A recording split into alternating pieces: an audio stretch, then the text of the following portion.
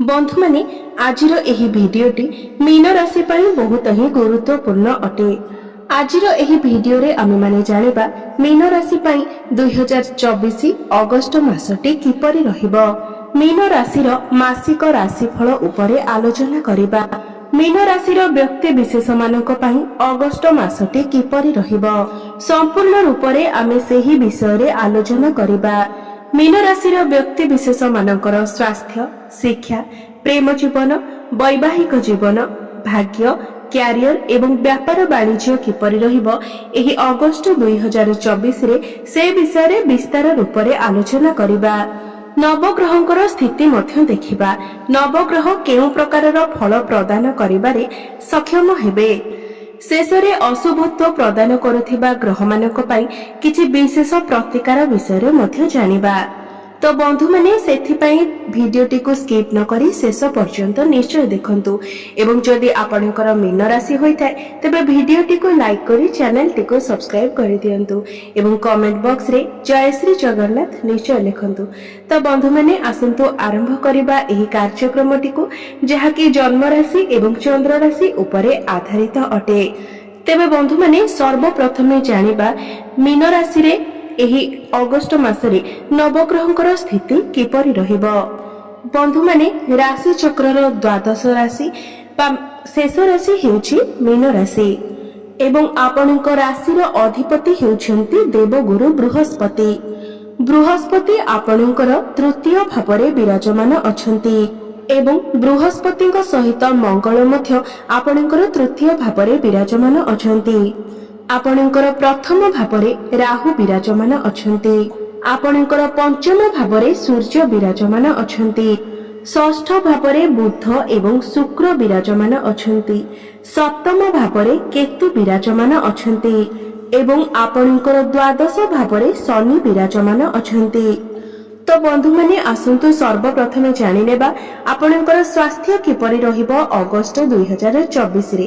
तो बंधु माने कुंडलीर प्रथम भावटी होइथाय आपनकर स्वास्थ्यर भाव, आपनकर इम्युनिटी सिस्टम रो भाव एवं आपनकर प्रथम भावर अधिपति हेउछन्ति देवगुरु बृहस्पति जे कि आपनकर तृतीय भावरे विराजमान अछन्ति।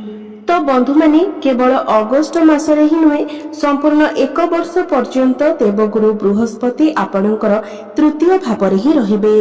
तृतीय भावटी को एते भलो बोली विचार करा जाय नथाय। गुरु हेउछन्ति लिभर रो कारक ग्रह, पेटर कारक ग्रह, जहा फलरे आपनकर मोटापण भली समस्या देखा देई पारे। लिभर जनित समस्या किछि देखा देई पारे। फास्ट फूड, जंक फूड भली बाहर खाद्य खाइबा द्वारा आपनकर इम्युनिटी सिस्टम मध्य डाउन होई पारे, जहा फलरे आपनकर स्वास्थ्य रे समस्या देखा देई पारे। गुरुଙ୍କ सहित मंगल मध्य आपनकर तृतीय भावरे विराजमान अछन्ति। मंगल हेउछन्ति आपनकर द्वितीय भावर अधिपति, मुखर भाव, तेनु आपनकर दांतरे किछि समस्या देखा देई पारे। एथि प्रति आपण टिके ध्यान दियंतु। एही मासरे आपण बाहर खाद्य खांतु नाही एवं आपणकर जेते पारुछन्ति जोग एवं व्यायाम करंतु।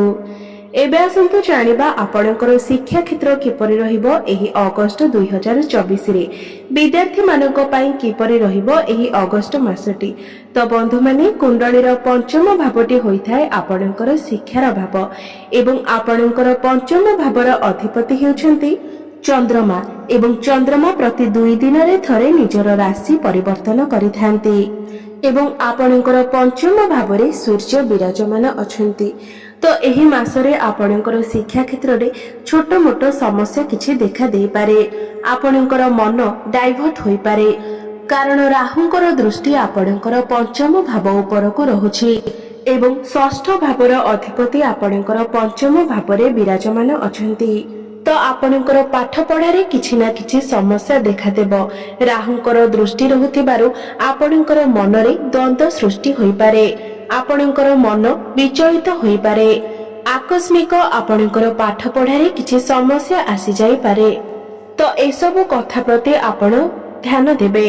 एही मासरे आपण आपनकर पाठ पढ़ा को नै कि कोनोसी भी बड़ डिसिजन नियंतु नाही। ଏହି ମାସରେ ଆପଣଙ୍କର ଶିକ୍ଷା କ୍ଷେତ୍ର ଭଲ ନାହିଁ, ତ ଏଥିପ୍ରତି ଆପଣ ବିଶେଷ ରୂପରେ ଧ୍ୟାନ ଦିଅନ୍ତୁ ଏବଂ ଏଥିପାଇଁ ଆପଣ ଉପାୟ ଅବଶ୍ୟ କରନ୍ତୁ। ଉପାୟ ଆମେମାନେ ଭିଡିଓ ଶେଷରେ ଜାଣିବା। ଏବେ ଆସନ୍ତୁ ଜାଣିବା ଆପଣଙ୍କର ପ୍ରେମ ଜୀବନ କିପରି ରହିବ ଏହି ଅଗଷ୍ଟ 2024ରେ। ତ ବନ୍ଧୁମାନେ, ଆପଣଙ୍କର ପଞ୍ଚମ ଭାବଟି ଶିକ୍ଷାର ଭାବ ହେବା ସହିତ ପଞ୍ଚମ ଭାବଟି ମଧ୍ୟ ହୋଇଥାଏ ଆପଣଙ୍କର ପ୍ରେମର ଭାବ, ଆପଣଙ୍କର ସନ୍ତାନର ଭାବ ଏବଂ ଆପଣଙ୍କର ପଞ୍ଚମ ଭାବର ଅଧିପତି ହେଉଛନ୍ତି ଚନ୍ଦ୍ରମା, ଯିଏକି 2 ଦିନରେ ଥରେ ନିଜର ରାଶି ପରିବର୍ତ୍ତନ କରିଥାନ୍ତି ଏବଂ ଆପଣଙ୍କର ପଞ୍ଚମ ଭାବରେ ବିରାଜମାନ ଅଛନ୍ତି ସୂର୍ଯ୍ୟ ଏବଂ ରାହୁ ମଧ୍ୟ ଆପଣଙ୍କର ପଞ୍ଚମ ଭାବକୁ ଦେଖୁଛନ୍ତି। ସୂର୍ଯ୍ୟ ଆପଣଙ୍କର ପଞ୍ଚମ ଭାବରେ ଥିବା ହେତୁ ଆପଣଙ୍କର ପାର୍ଟନରଙ୍କର ମଧ୍ୟରେ କ୍ରୋଧ ଦେଖାଦେଇପାରେ, ଅହଙ୍କାର ଦେଖାଦେଇପାରେ, ଜିଦ୍ଦିପଣ ଦେଖାଦେଇପାରେ। ସମୟ ସମୟରେ ରାଗିକି ସେ ଆପଣଙ୍କୁ କିଛି କହିଦେଇ ପାରନ୍ତି ଯାହାକି ଆପଣଙ୍କୁ ଭଲ ଲାଗି ନପାରେ ଏବଂ ରାହୁଙ୍କର ପ୍ରଭାବ ମଧ୍ୟ ଆପଣଙ୍କର ପଞ୍ଚମ ଭାବ ଉପରେ ରହୁଛି, ଯାହା ଫଳରେ ଆପଣଙ୍କ ମଧ୍ୟରେ ସମୟ ସମୟରେ ମନମନାନ୍ତର ଏବଂ କଳି ଝଗଡ଼ା ଦେଖା ଦେଇପାରେ, ମିସ୍ ଅଣ୍ଡରଷ୍ଟାଣ୍ଡିଂ ଦେଖା ଦେଇପାରେ। ତ ସବୁ ଦୃଷ୍ଟିରୁ ଦେଖିବାକୁ ଗଲେ ଏହି ମାସରେ ଆପଣଙ୍କର ପ୍ରେମ ଜୀବନ 50% ଭଲ ରହୁଛି।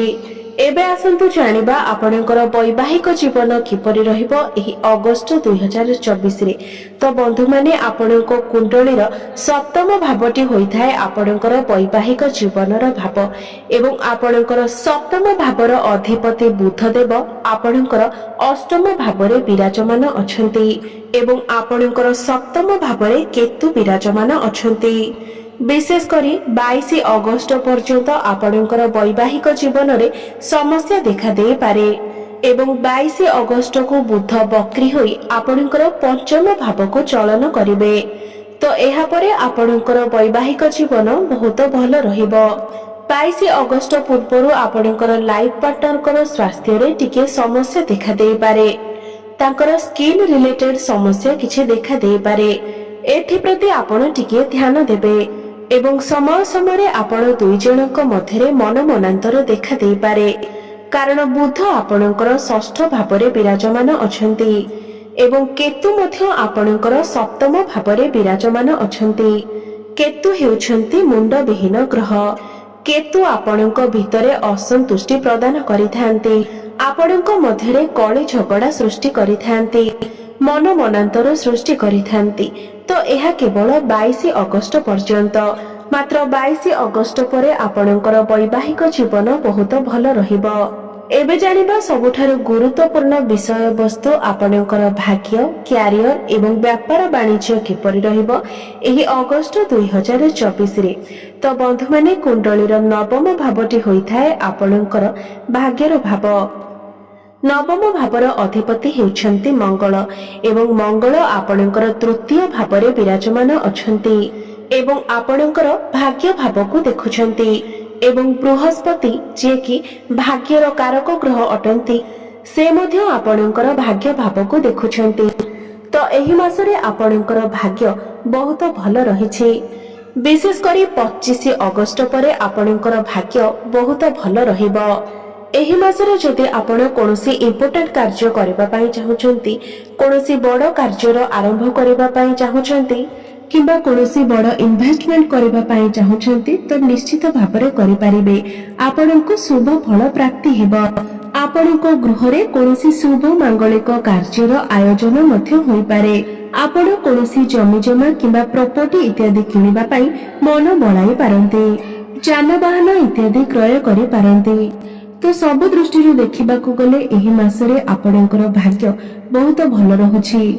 ଏବେ ଆସନ୍ତୁ ଜାଣିବା ଆପଣଙ୍କର କ୍ୟାରିୟର କିପରି ରହିବ ଏହି ଅଗଷ୍ଟ 2024ରେ।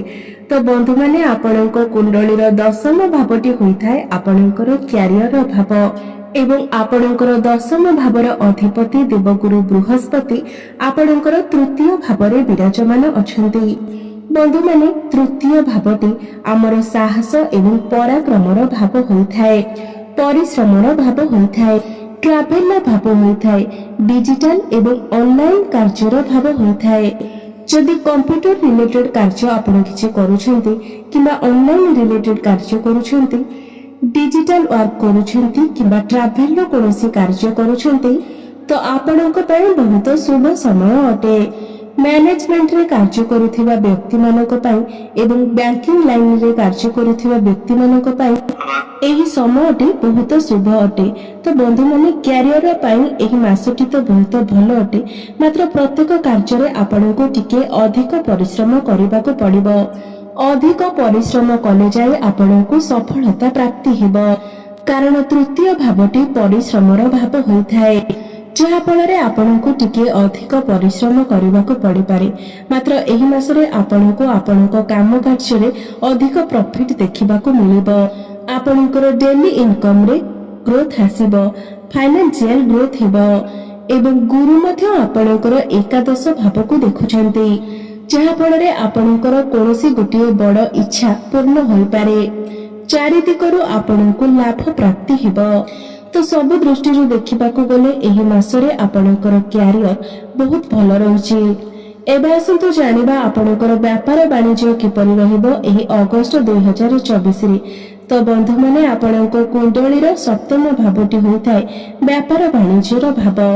तो बंधु माने 22 अगस्त परे आपणकर व्यापार वाणिज्य बहुत भलो रहिबो।